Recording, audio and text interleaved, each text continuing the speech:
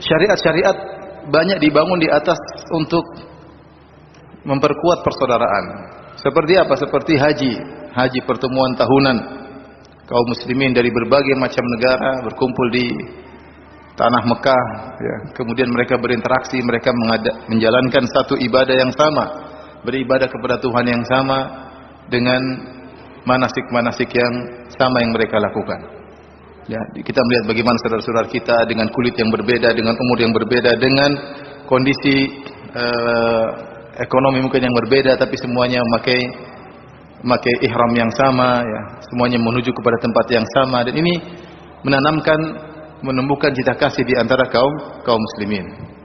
Kemudian namanya syariat, misalnya hari raya Idul Fitr, hari raya Idul Adha, ini semua mendukung terjalinnya persaudaraan.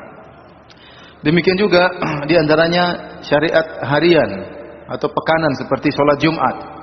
Sholat Jumat di mana kaum muslimin berkumpul di masjid, mereka saling mengenal, saling menyapa, dan ini menumbuhkan tali persaudaraan.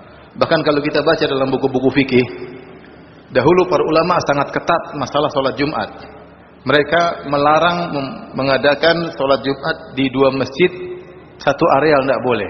Ketika zaman dahulu kaum muslimin tidak begitu banyak, sehingga sholat Jumat difokuskan pada satu masjid namanya Masjid Jami. Kalau kita baca buku fikih namanya Masjid Jami, ada masjid bukan Masjid Jami. Masjid Jami adalah masjid yang dilaksanakan sholat Jumat.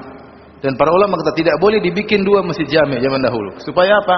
Supaya orang berkumpul pada satu masjid dan mereka satu suara mendengarkan nasihat dari sang khatib dengan satu nasihat.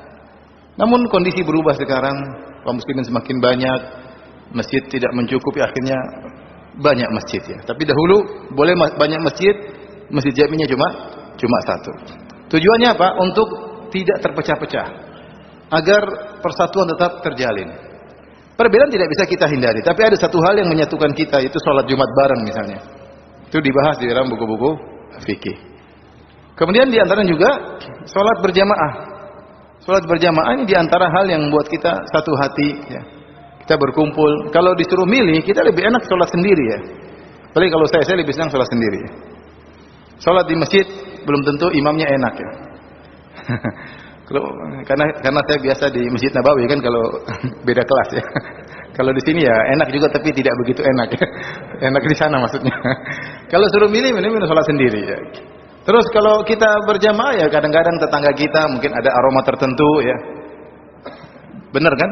Kadang ada gerakan-gerakan tertentu, ya. Ya, seperti itu.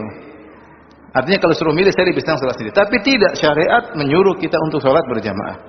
Di antara hikmahnya adalah agar terjalin persatuan. Terjalin persatuan, ya. Dan di antaranya adalah masalah Ramadan. Nanti akan kita bahas. Di dalam Ramadan itu sendiri, fikih puasa itu sendiri, banyak hal-hal yang mengarahkan kepada penguatan tali persaudaraan.